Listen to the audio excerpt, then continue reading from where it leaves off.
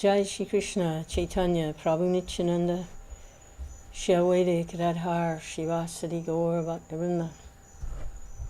Hearing and chanting, hearing and chanting, hearing and chanting. Hearing from the self-realized souls, and then repeating or chanting. So, one way to do that is reading Krishna book, summary study of the 10th canto of Srimad Bhagavatam by His Divine Grace A.C. Bhaktivedanta Swami Prabhupada. So, Krishna book, Volume 2, Chapter 2, The Killing of Satrajit and Satadhanva. After Akrura visited Hastinapur and reported the condition of the Pandavas to Krishna, there were further developments. The Pandavas were transferred to a house which was made of shellac and was later on set ablaze. Everyone understood that the Pandavas, along with their mother Kunti, had been killed. This information was also sent to Lord Krishna and Balaram. After consulting together, they decided to go to Hastinapur to show sympathy to their relatives. Krishna and Balaram certainly knew that the Pandavas could not have been killed in the devastating fire, but in spite of this knowledge, they wanted to go to Hastinapur to take part in the bereavement. On arriving in Hastinapur, Krishna and Balaram first of all went to see Bhishmadev, because he was the chief of the Kuru dynasty. They then saw Vidura, Gandhari, and Drona. Other members of the Kuru dynasty were not sorry, because they wanted the Pandavas and their mother to be killed. But some family members, headed by Bhishma, were actually very sorry for the incident, and Krishna and Balaram expressed equal sorrow without disclosing the actual situation. When Krishna and Balaram were away from the city of Dwarka, there was a conspiracy to take away the Shamantaka jewel from Satrajit. The chief conspirator was Satadhanva. Along with others, Satadhanva wanted to marry Satyabhama, the beautiful daughter of Satrajit. Satrajit had promised that he would give his beautiful daughter in charity to various candidates, but later on the decision was changed, and Satyabhama was given to Krishna, along with the Samantaka jewel. Satrajit had no desire to give the jewel away along with his daughter, and Krishna, knowing his mentality, accepted his daughter, but returned the jewel. After getting back the jewel from Krishna, he was satisfied and kept it with him always. But in the absence of Krishna and Balaram, there was a conspiracy by many men, including even Akrura and Kritavarma, who were devotees of Lord Krishna, to take the jewel away from Satrajit. Akrura and Kritavarma joined the conspiracy because they wanted the jewel for Krishna. They knew that Krishna wanted the jewel and that Satrajit had not delivered it properly. Others joined the conspiracy because they were disappointed in not having the hand of Satyabhama. Some of them incited Satadhanva to kill Satrajit and take away the jewel. The question is generally raised, why did a great devotee like Akrura join this conspiracy? And why did Kritavarma, although a devotee of the Lord, join the conspiracy also? The answer is given by great authorities like Jiva Goswami and others, that although Akrura was a great devotee, he was cursed by the inhabitants of Vrindavan because of his taking Krishna away from their midst. Because of his wounding their feelings, Akrura was forced to join the conspiracy declared by sinful men. Similarly, Kritavarma was a devotee. Because of his intimate association with Kamsa, he also was contaminated by sinful reaction, and he also joined the conspiracy. Being inspired by all the members of the conspiracy, Satadhanva one night entered the house of Satrajit and killed him while he was sleeping. Satadhanva was a sinful man of abominable character, and although due to his sinful activity he was not to live for many days, he decided to kill Satrajit while Satrajit was sleeping at home. When he entered the house to kill Satrajit, all the women there began to cry very loudly. But in spite of their great protests, Satadhanva mercilessly butchered Satrajit without hesitation, exactly as a butcher kills an animal in the slaughterhouse. Since Krishna was absent from home, his wife Satyabhama was also present on the night Satrajit was murdered, and she began to cry, my dear father, how mercilessly you've been killed." The dead body of Satrajit was not immediately removed for cremation, because Satyabhama wanted to go to Krishna in Hastinapur. Therefore the body was preserved in a tank of oil, so that Krishna could come back and see the dead body of Satrajit and take real action against Satadhanva.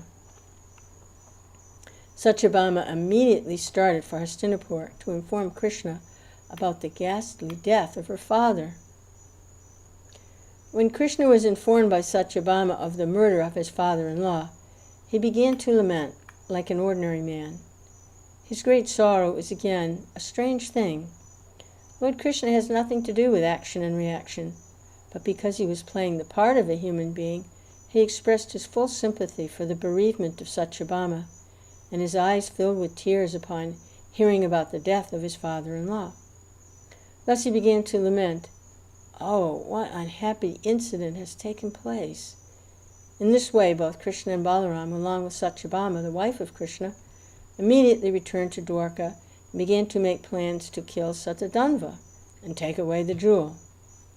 Although he was a great outlaw in the city, Satadhanva was very much afraid of Krishna's power, and thus he became most afraid on Krishna's arrival. Understanding Krishna's plan to kill him, he immediately went to take shelter of Kritavarma. But, on being approached by him, Kritavarma said, "I shall never be able to offend Lord Krishna and Balaram, because they're not ordinary persons. They're the Supreme Personality of Godhead. Who can be saved from death if he's offended Balaram and Krishna? No one can be saved from their wrath." Kritavarma further said that Kamsa, although powerful and assisted by many demons, could not be saved from the wrath of Krishna, what to speak of Jarasandha, who had been defeated by Krishna 18 times, and each time had to return from the fighting in disappointment.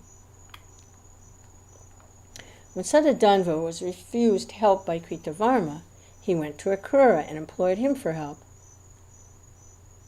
Akrura also replied, "Both Balaram and Krishna are themselves the Supreme Personality of Godhead. Anyone who knows their unlimited strength would never dare to offend them or fight with them."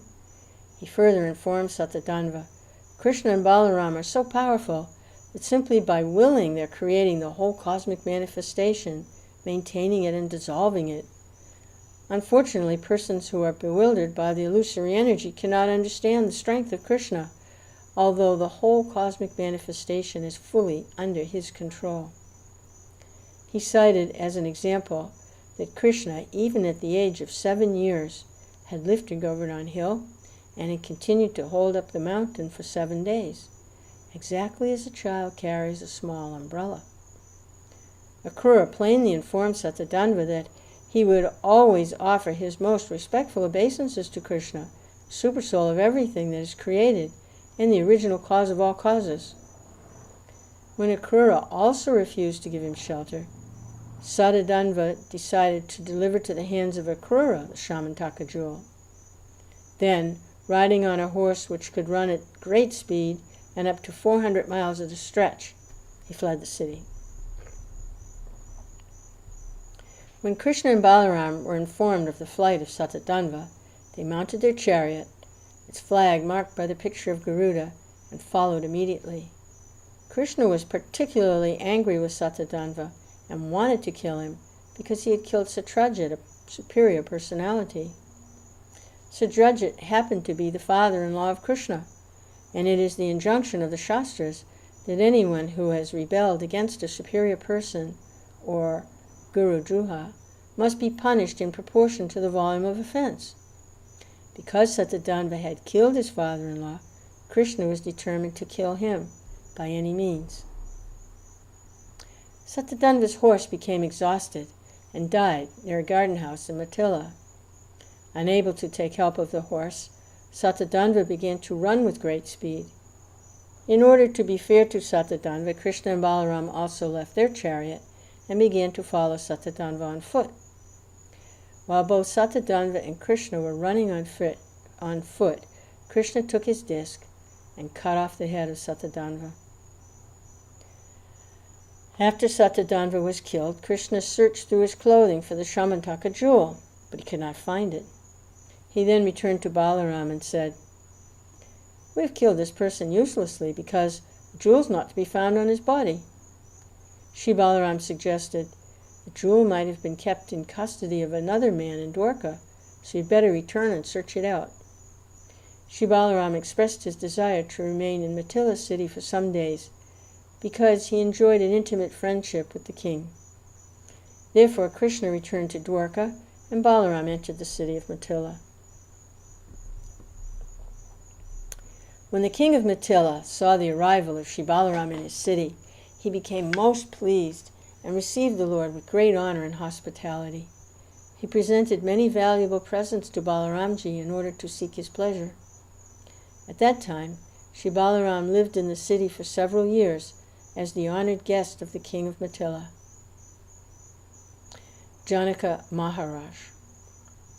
During this time, Duryodhana, the eldest son of Dhritarashtra, took the opportunity of coming to Balaram and learning from him the art of fighting with a club.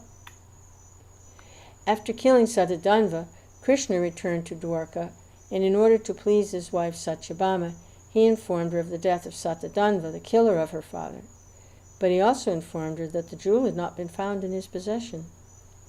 Then, according to religious principles, Krishna, along with Satyabhama, performed all kinds of ceremonies in honor of the death of his father-in-law. In that ceremony, all the friends and relatives of the family joined together. Akrura and Kritavarma, who were prominent members in the conspiracy to kill Satrajit, had incited Satadhanva to kill him. But when they heard of the death of Satadhanva at Krishna's hand, and when they heard also that Krishna had returned to Dwarka, they both immediately left Dwarka. The citizens of Dwarka felt themselves threatened with pestilence and natural disturbances due to the absence of Akrura from the city.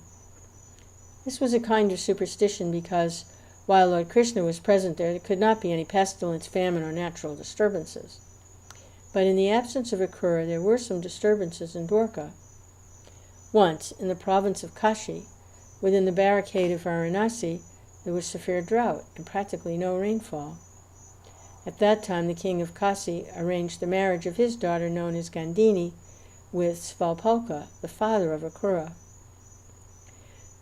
This was done by the king of Kashi on the advice of an astrologer, and actually it so happened that after marriage of the king's daughter with Svalpalka, there was sufficient rainfall in the province.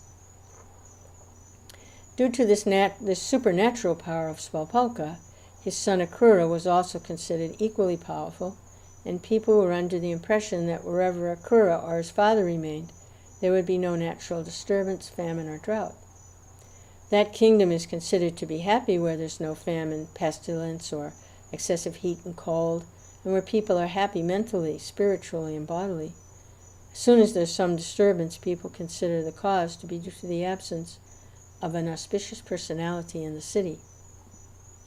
Thus, there was a rumor that because of the absence of Akrura, inauspicious things were happening.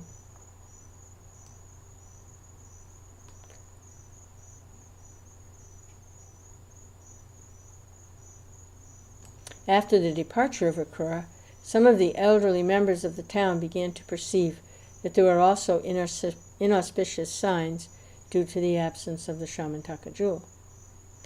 When Lord Sri Krishna heard these rumors spread by the people, he decided to summon Akrura from the kingdom of Kashi. Akrura was Krishna's uncle. Therefore, when he came back to Dwarka, Lord Krishna first of all welcomed him as befitting a superior person. Krishna is the supersoul in everyone's heart. He knows everything going on in everyone's heart. He knew everything that had happened in connection with Akrura's conspiracy with Satadhanva. Therefore, he smilingly began to address Akrura. Addressing him as the chief among magnificent men, Krishna said, "My dear uncle, it's already known to me that the Shamantaka jewel was left by Satadhanva with you. Presently there is no direct claimant of the Shamantaka jewel, for King Satrajit had no male issue. His daughter Satyabhama is not very anxious for this jewel, yet her expected son, as grandson of Satrajit, would, after performing regulative principles of inheritance, be the legal claimant of the jewel." Lord Krishna indicated by the statement that Satyabhama was already pregnant, and that her son would be the real claimant for the jewel, and would certainly take the jewel from him. Krishna continued, "This jewel is so powerful that no ordinary man is able to keep it. I know that you are very pious in activities, so there's no objection to the jewel being kept with you. There is one difficulty, and that is my elder brother, Sri Balaram, does not believe my version that the jewel is with you. I therefore request you, O large-hearted one, to show me the jewel before my other relatives, so that they may be pacified. You cannot deny that the jewel is with you, because from various kinds of rumors we can understand that you've enhanced your opulence and are performing sacrifices on an altar made of solid gold.